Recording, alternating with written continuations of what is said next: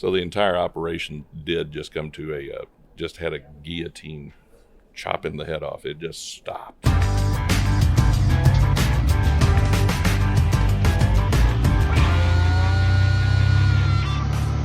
Hey everybody, I'm Todd Dills, and today we've got a bit of a special treat for you on this Overdrive Radio podcast for April 22, 2022. For the first time in a while, we're going to get to hear from my esteemed colleague, Mr. Long Haul Paul Marhoefer. In this case, asking the questions of the man behind the voice that you heard at the top. I'm Chip Warterfield. I'm with Upstaging out of Chicago. Warterfield was describing briefly there what happened to the Upstaging Inc. specialized entertainment hauler when COVID in 2020 essentially brought every single one of the company's touring clients to an abrupt and complete halt. In Marhoefer's conversation with Warterfield at the Mid-America Trucking Show, the longtime driver, now in a safety and operations role at Upstaging, told the company's survival story in detail. Likewise, that of his own trucking beginnings back in the 1980s. If Warterfield's name sounds familiar to you, you may have caught his story of an early trucking mentor of his, Kenny Jones, the father of Barbara Mandrell's then steel guitar player, Mike Jones.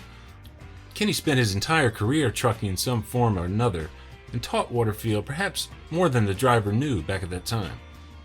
As he wrote, illustrating Kenny Jones' methodical expertise, he always walked it off before backing into a location. He looked up, down, left, and right. He picked up nails, observed power lines. He charted his course, then got in the truck and put it in place. Search long before influencers were a thing, quote unquote, at overdriveonline.com to find that story with Warterfield's byline. He's not the only longtime hauler in this episode, though, the story about the Upstaging company. Marhoefer himself has long been well aware of Upstaging and its pristine equipment, having seen it on the road for decades. For the trucker-songwriter, too, other than cattle hauling, the work of Upstaging drivers he describes as having occupied that place of a veritable dream job in his mind for many years over the road. Here's how he described those dynamics in conversation with Warterfield at Matt's. Enjoy it.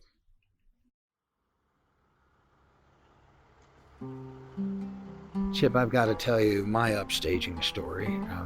I work for a company, Refrigerated Freight, and they got a deal on like half a dozen upstaging trucks that had like 350,000 miles.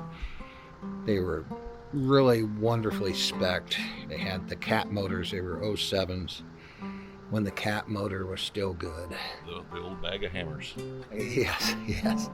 And I wound up getting one of those trucks. And like, if you were in a red upstaging truck, you know, the four other guys who had the upstaging trucks, you know, you'd see them around. Hey man, how you doing? Because we were in a sea of blue trucks. So we were like, it's just a weird thing. Those became your friends, and you know, through no act of the will, they just became your buddies, you know. And that was a heartbreaking time when I lost my upstaging truck and I was upgraded to a Freightliner with a DEF unit in it. So I always notice upstaging trucks, maybe because of that, but you guys have been around. Tell me what your primary business is, Chip. So for 50 years, we started out as a lighting company, and shortly thereafter couldn't find adequate transportation, so we started leasing trucks and doing our own transportation. And as the entertainment live event space started growing, we just grew along with it, kind of writing the book of how touring will get done through the same time. So now it's 50 years later, and we're somewhat iconic out there in the live event transportation space, as well as the I'm sure my friends over on the lighting side would be happy for me to say, and lighting, but the trucking has always been an iconic function out there. I'm pleased that you mentioned that of the old trucks, because we've had a sort of a thoroughbred stance amongst our trucks for all the years that we've been speccing them. I'm the guy that's speccing the current trucks, so it's good to carry that on, and it's tough to do in an era of all aerodynamic and all the things that we just sort of all shake our heads at with the trucks, but we're still putting together mighty good looking product. Wait till you see the new ones. Well, it's always been kind of a coveted job because I can remember conversations I've had with the upstaging drivers through the years, and it's almost like you attract a special kind of driver. It has to be a special kind of person because there's a challenge to the job every day of putting trucks where trucks weren't really meant to go, and from there is the amount of time that one has to spend with a tour on the road, and then jump from job A to job B with another one and start it all over again. But the common thread that we have amongst all our drivers is the camaraderie that binds us when we're out there working as a team. We just become a little small road family. Out of your encounter with our trucks, I was glad to know that the camaraderie was still in the trucks there and bound you all together. And so that was that's probably the best part of our job. But it is all about our teamwork, and once we find people that work well with our team, with our way of doing the job, we never want to leave. Talk about the road family aspect of it, and that's one of your drivers was telling me. You know, you have to be a pretty tolerant person with relational skills because you become a part of this unit. And tell me some of the type acts that you support and haul around. We'll do anything from a burgeoning act, someone that's just breaking out, all the way up to the largest shows that are out there on the road. I always like to say, if you look at the Billboard Top 100 pop chart, you're probably looking at our client list. So it's a tall order to say there, but it is who comes to us to get the transportation and the quality that they're looking for. If you're like a cantankerous old misanthrope, you're probably not going to blend well with this job, I don't imagine. Well, we're plenty well stocked with cantankerous. But there is a certain amount of having to get along with the whole group. If you're sort of wanting to stay away from the pack, then it's probably not going to be a long career. But we are just we drive so few miles and spend so much time at the venues that you have to just start to cohese with everyone that's around you and start to become a group, a troop, if you will. This was, I take it, born in Nashville, where you're originally from, or? Well, there's a lot of links to entertainment transportation out of Nashville, but Upstaging was its own thing out of Chicago, and they were this whole more interesting entity than the stuff we were doing out of Nashville. But Nashville has a lot of obviously has the moniker Music City, and there's plenty of artists that are traveling out of there in trucks and buses. But it's a little bit different thing in Nashville than it is on the global scale of the big time rock shows. Nashville is the epicenter of all the coaches, the entertainer coaches that are driving around out there on the road, and that's born of the gospel industry. So it's an interesting path that it's taken through the years to go from buying old Greyhound buses and converting them to now being the $2 million rolling palaces that are out there.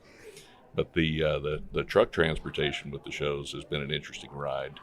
I got adopted by the band Alabama back in the 80s and was actually here at Mid-America.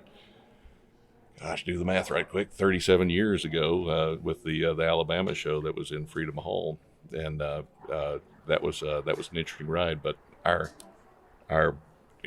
entire touring, the entire show was done in 3 trucks.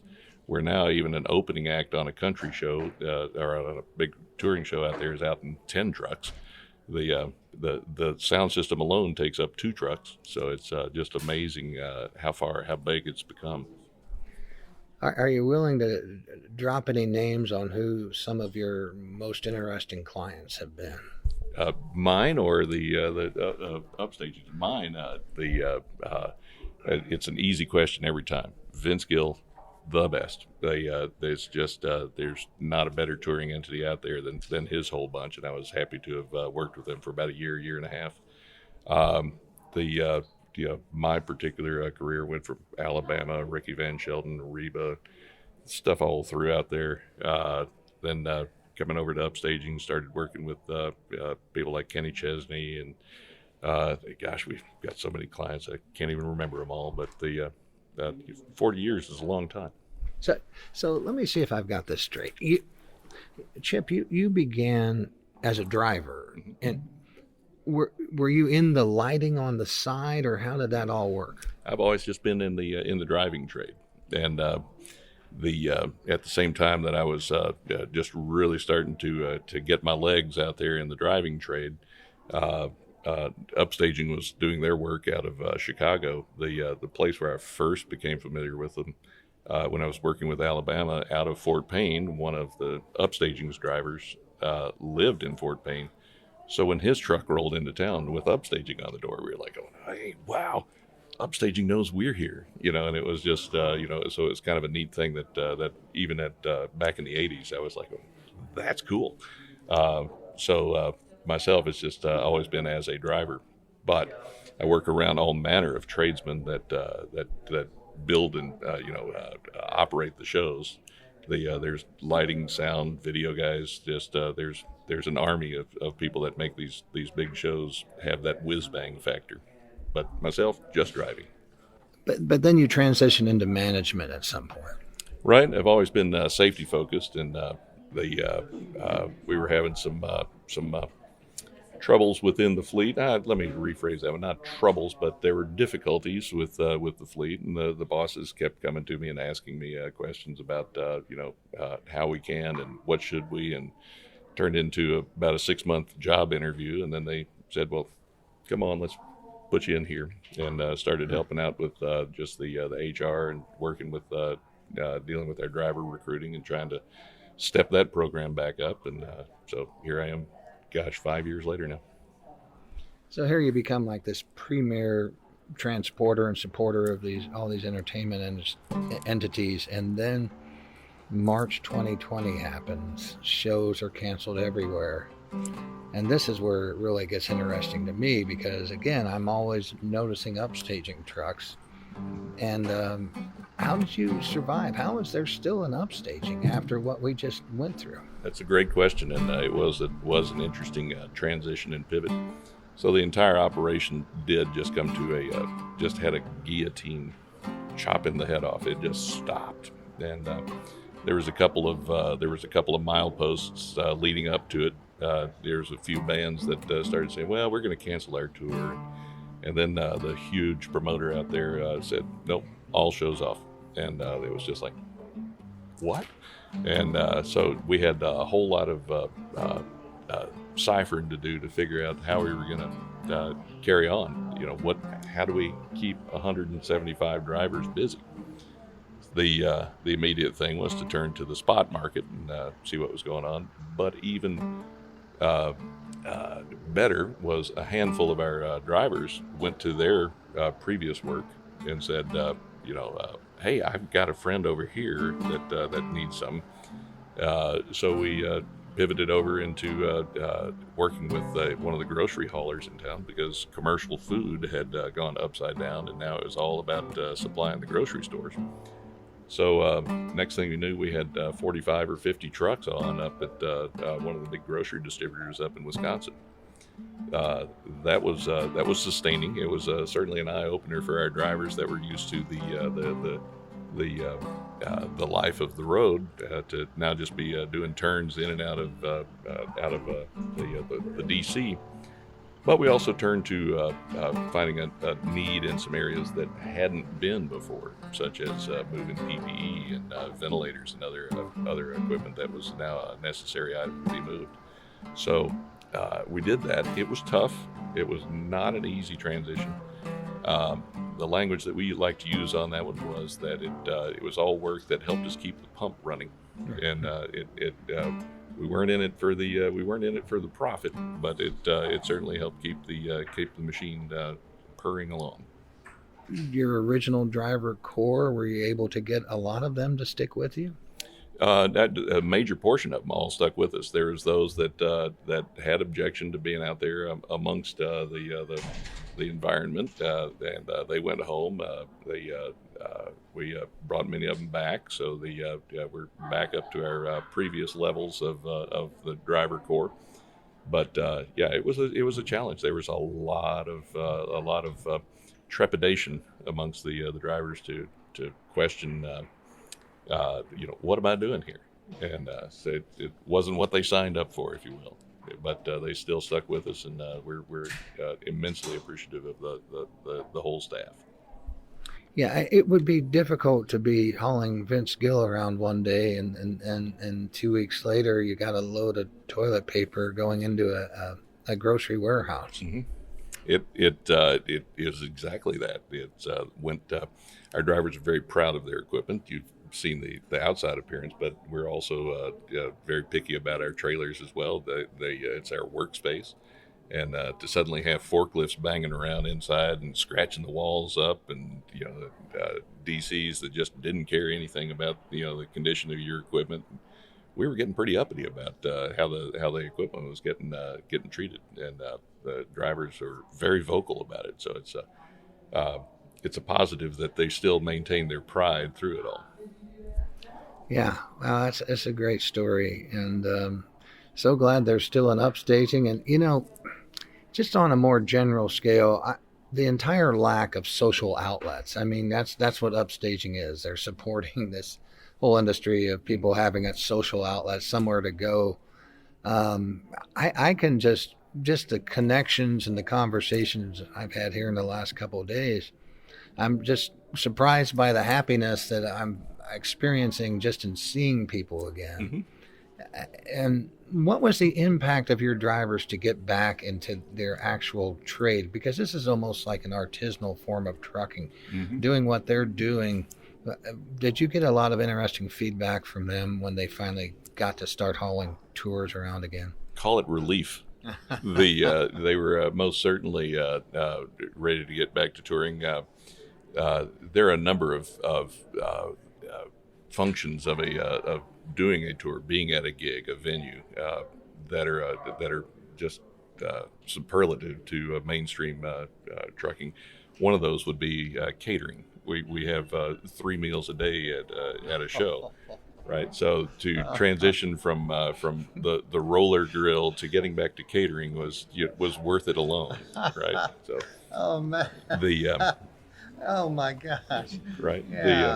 Yeah, that resonates with me, because you may not know this by looking at me, but I do enjoy eating a great deal. It's a good hobby. I like food. If only we could all eat catered meals every day, eh?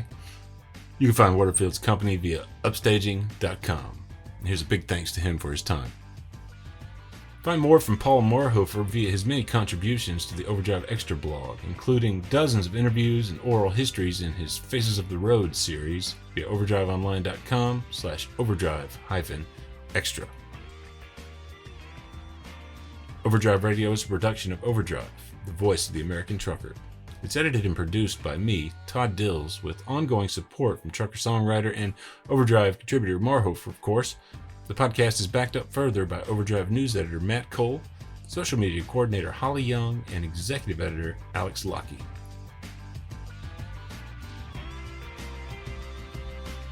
To transition from the roller grill to getting back to catering was worth it alone, right? So, oh man. Until next time, keep proactive.